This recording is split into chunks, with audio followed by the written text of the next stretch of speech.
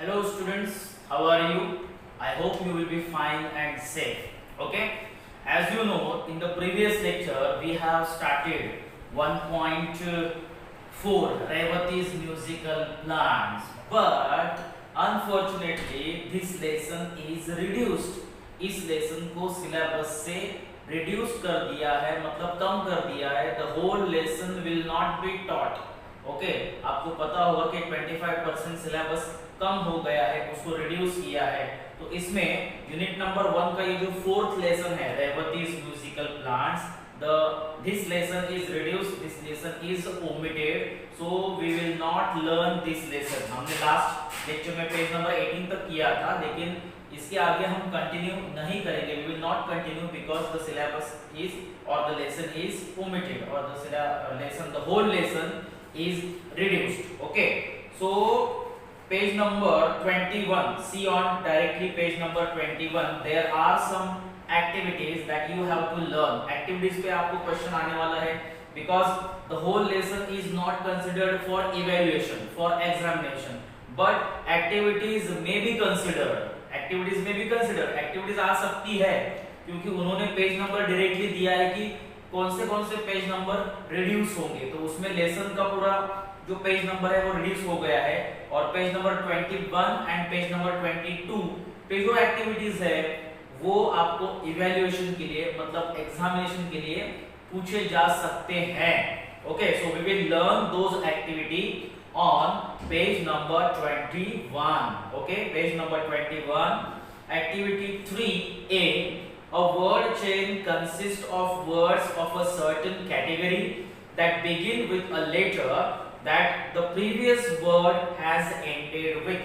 Word chain आपको पता ही है कि हम जब word chain बनाते हैं तो जो वर्ड होता है उसके एंडिंग लेटर से सेकंड वर्ड बनाते हैं, नेक्स्ट वर्ड बनाते हैं, नेक्स्ट वर्ड के एंडिंग लेटर से नेक्स्ट बनाते हैं, नेक्स्ट वर्ड के एंडिंग से नेक्स्ट वर्ड बनाते हैं. Okay, so complete the word chain adding 4 nouns from the text.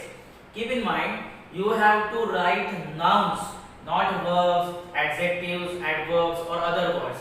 You have to complete the word chain of noun. Okay, so first word is music. Okay, ending letter is C. Okay, C for courtyard. Okay, ये सभी words आपको lesson से find out करने हैं. तो music हो गया, music के बाद कोर्टियार्ड. ओके, C से कोर्टियार्ड हो गया. अब D से आप डे बना सकते हो. ओके, S से डेज बना सकते हो. डेज है मतलब डेज ये वर्ड है. Okay, keep in mind days. और डेज से S आएगा तो S से आप सरप्राइज बना सकते हो. ओके, सरप्राइज का एंडिंग लेटर आएगा E, सो E से आप बना सकते हो इवनिंग. ओके, सो ऐसे आपके वर्ड्स आएंगे courtyard, D, days, S, surprise, evening. Okay, G से आप कोई भी वर्ड ले सकते हो. तो इस तरह से आपको वर्ड चेन कंप्लीट करनी है. Keep in mind. Okay, next activity number B. Add the appropriate prefix to make the following words opposite in meaning. दिए गए वर्ड्स को अपोजिट बनाना है प्रीफिक्स ऐड करके. ओके, सो पहला है कंटिन्यू. कंटिन्यू में कौन सा प्रीफिक्स ऐड होगा? Dis, so it will become discontinue. Okay, दूसरा है पॉसिबल. पॉसिबल में क्या ऐड होगा? Im, I M, impossible. Okay, certain. Certain में क्या ऐड होगा? Uncertain, you N. ओके, उसके बाद डेफिनेट. डेफिनेट में क्या होगा? In, indefinite. Okay, discontinue, impossible, uncertain, indefinite. Okay, उसके बाद है बिलीव. बिलीव में क्या होगा? बिलीव में होगा अनबिलीवेबल, अन. ओके, सो उसके बाद इंपॉर्टेंट है, उसमें भी अनइम्पोर्टेंट मतलब यू एन ऐड होगा. तो इस तरह से आपको प्रीफिक्स ऐड करके अपोजिट वर्ड बनाने हैं. Okay, next activity C. Use the following expressions to make sentences of your own. नीचे दिए गए एक्सप्रेशंस को, फ्रेजेस को आपको सेंटेंस में ऐड करके एक आपका खुद का सेंटेंस लिखना है. जैसे कि make up one's mind. Make up one's mind means क्या? Make up one's mind means to decide firmly. Okay, firmly decision लेना. ओके, सो इसका सेंटेंस हम ऐसे बना सकते हैं कि we have to make up our mind while making decision of a career. One should make up his mind while taking important decisions. One should make up his mind while taking important decision. I have made up my mind to participate in the competition. She has made up her mind to participate in the contest or in the competition. Okay, next phrase, flash across one's mind. Flash across one's mind means suddenly come in mind, मतलब अचानक मन में आ जाना. सो आप इसका sentence ऐसे बना सकते हैं, an idea flashed across my mind to participate in the competition. Okay, an idea flashed across my mind to make my video. Okay, or an idea flashed across into his mind to go to Japan. Clear? ऐसे कोई भी sentence आप बना सकते हो. उसके बाद struck as odd. Struck as odd means odd लगना या कोई भी mysterious thing लगना. So you can say this, you can make the sentence, her laughter struck me odd. उसका laughter मुझे odd लगा, क्योंकि laughter नहीं आना चाहिए था, but her laughter struck me as odd. Okay, उसके बाद है surmise. Okay, surmise means what? Surprise. Surmise का मीनिंग आपको पेज नंबर 18 पे दिया है. देखो, suppose something is true, that is a surmise. Suppose something is true. Okay, I surmise that my school will start in September. Means I suppose that my school will start in September. That is the sentence of surmise. इस तरह से आपको बाकी के sentence बनाने हैं. उसके बाद एक्टिविटी नंबर है 4. Imagine there is a best plant competition in the locality colony where you live. Frame a notice about the same in the form of an attractive poster. Cover the following points. Okay, तो आपको एक attractive poster बनाना है. आपको पता है जब आप poster बनाते हैं तो उसको ऐसे बॉक्स में बनाते हैं. So you have to draw box like this. Okay, मतलब ये छोटा बॉक्स है, बड़ा बॉक्स आपको निकालना है. या पहले आप पोस्टर बनाओ, उसके बाद उसे बॉक्स फ्रेम करो. बहुत बार क्या होता है कि हम पहले बॉक्स बनाते हैं, उसमें अंदर लिखते हैं, तो कभी कभी बॉक्स के बाहर जाता है. So first write the matter और the content of the poster, और उसके बाद उसे बॉक्स बनाइए. ओके, तो उसमें क्या क्या लिखना है? Name of the organisation, who organise best plan competition, किसने ऑर्गेनाइज किया है. आप किसी भी ऑर्गेनाइजेशन का नाम ले सकते हो, या आपके स्कूल का नाम भी आप लिख सकते हो कि Saint Xavier schools, Saint Xavier school organized best plan competition. Okay, या Rotary Club of Virar organizing best plant competition. Okay, so name of the organization. Second है name of the contest. Contest का नेम क्या है? दिया है आपको, best plant competition. So Saint Xavier's organizing best plant competition. Saint Xavier's organizing best plant competition. इस तरह से आपको टाइटल बनाना है. ओके, उसके बाद क्या लिखना है? Date, date and venue. Date, date and venue का यहाँ भी लिख सकते हो या एंडिंग में भी लिख सकते हो. यहाँ आप डेट, डेट एंड वेन्यू का एक बॉक्स बना सकते हो अलग. ओके, उसके बाद है हु कैन पार्टिसिपेट, कौन पार्टिसिपेट कर सकता है. आप उसका एज ग्रुप डिसाइड कर सकते हो. You can decide age group. Okay, from मतलब एज ग्रुप ऑफ 7 to 14 और age group of 8 to 16 will participate or can participate in this competition. Then उसके बाद क्या लिखना है? प्राइजेस. प्राइजेस क्या है? प्राइजेस आप क्या देने वाले हो, जैसे कि 1000 रुपीज है या कोई मतलब गिफ्ट पैक है. कौन सा गिफ्ट, कौन से प्राइज आप देने वाले हो या वो ऑर्गेनाइजेशन देने वाली है, वो आपको आपके मतलब तरफ से लिखना है. You have to decide what prizes. And last one, contact details for further inquiry. Contact details, ये कॉन्टैक्ट डिटेल्स जो ये आप यहाँ लिख सकते हो कि किसको कॉन्टैक्ट करना है, उसका मोबाइल नंबर या उसका शॉर्ट में एड्रेस और email ID. Mobile number, address और email ID. Address is not important, but mobile number and email ID ID is important. So mobile number मतलब उस व्यक्ति का नाम, person's name, then mobile number, then email ID आप इस corner के box में लिख सकते हो। डेट एंड वेन्यू आप इस कॉर्नर के बॉक्स में लिख सकते हो। ओके, मतलब डी मतलब डेट और सी मतलब कॉन्टैक्ट। ओके, इस तरह से आप एक अट्रैक्टिव पोस्टर बनाइए। प्राइजेस अगर आपको लिखने हैं, प्राइजेस के लिए आप ऐसे भी बॉक्स बना सकते हो कि अट्रैक्टिव प्राइजेस। ओके, मतलब लिखना है, मतलब एक प्लेन कंटेंट या प्लेन मैटर नहीं लिखना है। You have to make it attractive, you have to make it attractive by adding circles, by adding ovals, okay, different diagrams। आप एक मतलब जैसे कोई पोस्टर बनाते हैं, जैसे आपने रोड पे कोई पोस्टर देखा होगा, तो उस पोस्टर को आपकी नजर के सामने लाइए, या न्यूज़पेपर में आप पोस्टर देखते हो, एड पढ़ते हो कोई भी कंपटीशन की, तो उस कंपटीशन के एड के हिसाब से you have to make it attractive and I am sure you will make it attractive। okay, next activity, activity number 5, types of sentences. ये टॉपिक को हमने लिया है, types of sentences. Just we will revise.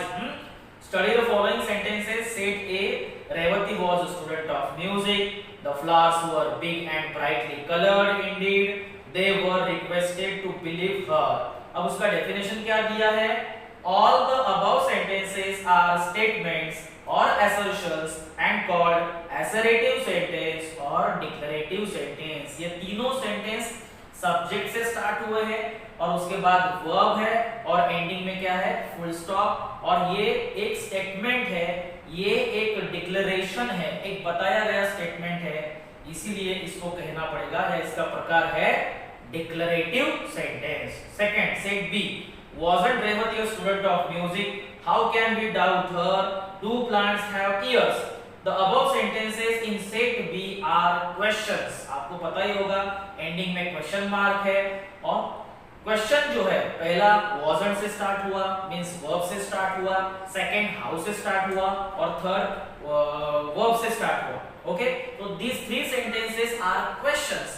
okay, and they are different questions। so first question is verbal or yes no type, second one is wh question, and third one is verbal question or command again। okay, set C, please believe me, let us watch the fun, sit straight, excuse me। okay, in 4 sentence का definition आपको page number 22 पे दिया है। इन set C the sentences are either request, appeals, commands, suggestions, etc। such sentences are called imperative sentence or command। अब imperative में देखो, पहला sentence please के स्टार्ट हुआ है, तो प्लीज रिक्वेस्ट, उसके बाद let us suggestion, seat straight. Okay, seat straight मतलब क्या है? कमांड दिया है, वहां वर्ब से स्टार्ट हुआ है, और excuse me that is the request also. Okay, so ऐसे इंपेरेटिव में ओनली ऑर्डर नहीं आएगा, रिक्वेस्ट भी आ सकती है, अपील आ सकती है, सजेशन आ सकता है। ओके, और सेट डी में how big and bright the flowers were, what a surprise, what beautiful music that is. Okay, what beautiful music that is. In set D had sentences that express a strong feelings, so they are called exclamatory sentence। ये आपको grammar topic में हुआ है, लेकिन हमने 1-2 minute में इसको revise किया। उसके आगे की एक्टिविटी देखते हैं। State the kinds of the following sentence. आपको एज अ होमवर्क ये एक्टिविटी करनी है आपके वर्कबुक में या आपके नोटबुक में। From 1 to 8 you have to identify the types of sentence। keep in mind your homework, page number 22, 8 sentences, page number 22, 8 sentences, you have to state the kind of sentences। okay, activity next में activity 6, make the following negative using negative words given in the brackets. Okay, so bracket में आपको negative word दिया गया है। There were few potted plants in the courtyard, not many आपको add करके sentence बनाना है। सो आप ऐड, ओके ठीक है, स्टार्ट करा। Make the following negative using the negative words given. Okay, bracket में आपको नेगेटिव वर्ड्स दिए गए हैं, सेंटेंस 4 आपको दिया गया है। हर एक सेंटेंस के सामने जो वर्ड है, not many, not as healthy as, would not, no one did not, इन वर्ड्स को सेंटेंस में ऐड करना है और सेंटेंस को नेगेटिव बनाना है। ये ग्रामर का टॉपिक है, एक्चुअली हम ग्रामर में इसको लेने ही वाले हैं, लेकिन ये अब लेसन की एक्टिविटी है, इसलिए हम उसको लेसन से कनेक्ट करते हैं एक्टिविटी के हिसाब से। So first sentence, there were few potted plants in the courtyard.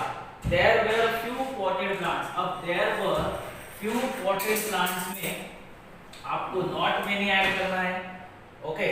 तो few potted plants, few आपको निकालना है, क्योंकि while making negative meaning should not be changed. Keep in mind, sentence का मीनिंग और सेंटेंस का टेंस इनको चेंज नहीं करना है जब आप अफर्मेटिव से नेगेटिव करते हो या नेगेटिव से अफर्मेटिव करते हो। अब आपको इस एक्टिविटी में क्या करना है? नेगेटिव करना है।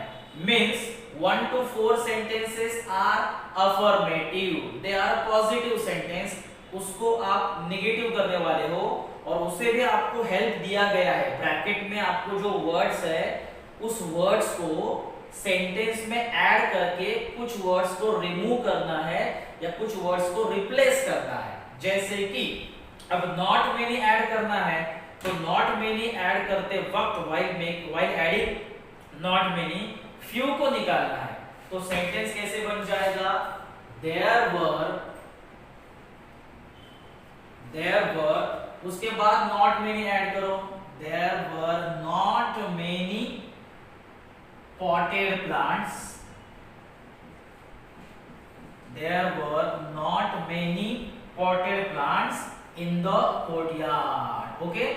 A few को निकाल दिया और वहां ऐड कर दिया not many. इससे क्या हुआ? सेंटेंस का मीनिंग सेम, सेंटेंस का मीनिंग चेंज नहीं हुआ। There were few potted plants. थोड़े से ही मतलब potted plants थे, थोड़े से थे मतलब बहुत नहीं थे। Okay, so there were not many means there were few. Okay, so meaning is not changed, only sentence का form change हुआ। दिया गया सेंटेंस अफर्मेटिव था, हमने जो किया वो नेगेटिव, ब्रैकेट में जो वर्ड दिया है उसे उसके हेल्प से। Okay, I think you have understood. Second, they looked healthier than the other plants. अब आपको ऐड करना है not as healthy as। अगर आप केयरफुली इस सेंटेंस को देखेंगे तो आपको पता चलेगा ये सेंटेंस डिग्री का सेंटेंस है। They looked healthier than other plants, than the other plants। ये कौन से डिग्री का सेंटेंस है? नहीं, ये है कंपैरेटिव डिग्री का सेंटेंस। हेल्दियर, ER लगा है, हेल्दियर ER, उसके बाद क्या लिखा है? than। ER और than कंपैरेटिव में आता है, ओके? और EST सुपरलेटिव में आता है। ब्रैकेट में क्या दिया है? Not as healthy as, okay? Not as healthy as मतलब ये कौन सा डिग्री होने वाला है? दिस इज पॉजिटिव डिग्री, मतलब आपको कंपैरेटिव से पॉजिटिव डिग्री में कन्वर्ट करना है। मतलब अफर्मेटिव का नेगेटिव ही बनेगा लेकिन डिग्री भी चेंज हो जाएगी और थोड़ा एक स्ट्रक्चर, एक फॉर्मेट चेंज हो जाएगा। जैसे कि they looked healthier than the other plants, इसमें फर्स्ट सब्जेक्ट they है और second subject the other plants है, ओके? और आपको not भी यूज करना है। अब जैसे कि हम is not लिखते हैं, was not लिखते हैं, has not लिखते हैं, can not लिखते हैं, were not लिखते हैं, have not लिखते हैं, ओके? लेकिन सेंटेंस में am, is, are, was, were, has, have, can, could, इनमें से कोई भी हेल्पिंग वर्ब नहीं है। देखिए, they looked healthier, there is no was or were or has or have, तो आप कैसे करेंगे? तो looked, L-O-O-K-E-D, looked क्या है? looked is a past tense, okay? past tense है, इसलिए आपको लेना पड़ेगा did। आपको ये तीन वर्ब्स पता होंगे, do, does and did, okay? so do और does जो है we use in present tense and did we use in past tense। did हम किस में यूज करते हैं? past tense में। तो सेंटेंस में past tense है, इसीलिए आपको जब आप नेगेटिव करेंगे तो इसमें थोड़ा लिटिल बिट चेंज होगा।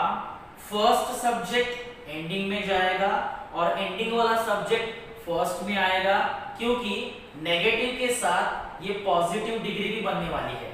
ओके, सो पॉजिटिव डिग्री में या कंपैरेटिव डिग्री में हम क्या करते हैं, पहला सब्जेक्ट एंड में लेते हैं और एंड का सब्जेक्ट फर्स्ट में लेते हैं। ये डिग्री का अलग टॉपिक है, लेकिन try to understand what I am telling. First subject will go to end and ending subject will come at first. So ending subject क्या है, the other plants. ओके, तो पहले हमने लिखा the other plants. ओके, अब subject लिखने के बाद हम क्या लिखते हैं, सब्जेक्ट लिखने के बाद हम वर्ब लिखते हैं। अब वर्ब कौन सा है, looked, लेकिन हमें नेगेटिव बनाना है, तो नेगेटिव के लिए हमें क्या लेना पड़ेगा, not. So for not we have to take did. Okay, did not ऐसे लिखना पड़ेगा। Okay, the other plants did not, उसके बाद मेन वर्ब। अब इसका ed निकाल दो, क्योंकि यहाँ did लिया है तो ये पास्ट टेंस है। did not look as healthy as, अब क्या रह गया, first subject as they। Okay, so sentence कैसे हो गया, the other plants did not look as healthy as they। Affirmative का नेगेटिव हो गया, कंपैरेटिव डिग्री का पॉजिटिव डिग्री हो गया। Okay, next sentence, she refused to share her secret। अब would not लेना है। Okay, refused, would not, refuse और would not, refused main verb है, would not हेल्पिंग वर्ब है, लेकिन सेंटेंस अफर्मेटिव है तो इसको नेगेटिव बनाने के लिए हम लिखेंगे she refused means she would not, यहाँ लिया, she refused to share her secret means she would not share। Okay, two निकाल दो क्योंकि टू इंफिनिटिव है, नॉट के बाद हम इंफिनिटिव नहीं लिखते, तो she would not share her secret। Okay, she would not share her secret। Clear. उसके बाद fourth sentence, she went around asking everyone about her plans। या तो no one लिखना है या did not लिखना है, कोई भी लिख सकते हो आप, कोई भी लेके नेगेटिव बना सकते हो। she went around asking everyone about her plans। Okay, so यहाँ हम no one भी लिख सकते हैं या did not भी लिख सकते हैं। Okay, not the board। तो जैसे कि sentence number 4, she went around asking everyone about her plans। no one went around लिख सकते हो, no one went around asking everyone about her plans, या she did not go around asking everyone or asking anyone or asking no one, no one भी लिख सकते हो। जैसे कि अब सेंटेंस में लिखता हूँ she। ओके, उसके बाद लिखा did not दिया है ब्रैकेट में, she did not। अब went जो है वो पास्ट टेंस है इसलिए did लिखा, इसलिए हम यहाँ लिखेंगे go, क्योंकि did के बाद हम वर्ब का ओरिजिनल फॉर्म लिखते हैं। so she did not go around, asking everyone or no one, asking no